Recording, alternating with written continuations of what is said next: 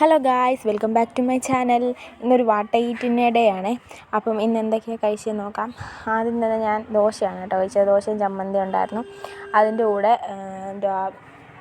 ഇതുണ്ടായിരുന്നു, കാപ്പി ഉണ്ടായിരുന്നു കേട്ടോ. അതും കൂട്ടി കഴിച്ചു. നല്ല ടേസ്റ്റ് ഉണ്ടായിരുന്നു കേട്ടോ ഗൈസ്. അപ്പം അത് കഴിഞ്ഞിട്ട് ഞാൻ മോര് വെള്ളം കുടിച്ചു കേട്ടോ ഗൈസ്. ഭയങ്കര ചൂടായിരുന്നു.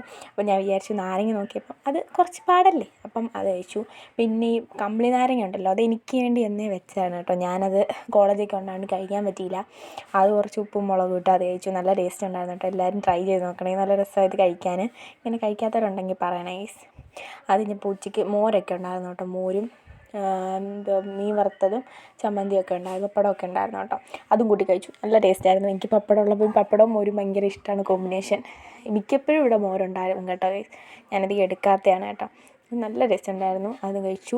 അത് കഴിച്ച് കഴിഞ്ഞപ്പം പിന്നെ വൈകിട്ടായപ്പോഴത്തേനും ഇവിടെ രാവിലെ ഉപ്പുമാവായിരുന്നു കേട്ടോ. അപ്പം ഞാൻ ദോശ ഉണ്ടാക്കി കഴിച്ചെന്നേ ഉള്ളൂ.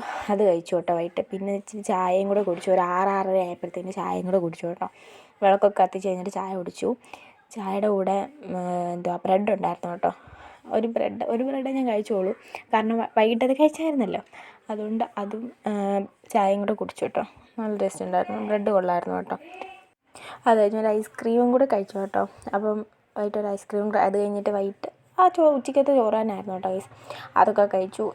അതിൻ്റെ കൂടെ പപ്പടം ഉണ്ടായിരുന്നു കേട്ടോ. അപ്പോൾ അത് കഴിച്ചു. അപ്പം ഇവൻ എന്തിനോ കരഞ്ഞുകൊണ്ടിരിക്കുകയാണ് കേട്ടോ രാത്രിയിൽ. ഫോണിൻ്റെ എന്തോ കാര്യത്തിനാണ് കേട്ടോ. ഞാനത് വീഡിയോ എടുത്തതാണ് കേട്ടോ. അപ്പോൾ ഇത്രയൊക്കെ ഉള്ളൂ ഗൈസ്. ബായ്.